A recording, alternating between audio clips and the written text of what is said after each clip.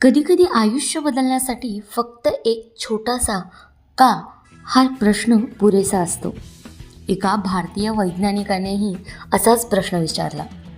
प्रकाश पाण्यातून जाताना त्याचा रंग का बदलतो?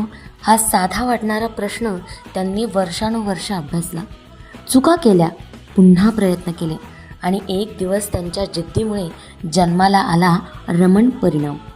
हा शोध फक्त विज्ञानाचा नाही तर भारताच्या अभिमानाचा क्षण होता आणि त्या जिद्दीला मिळाला जागतिक मान म्हणजेच नोबेल पुरस्कार. भारतीय शास्त्रज्ञ CV रमण यांच्याकडे पोहोचला.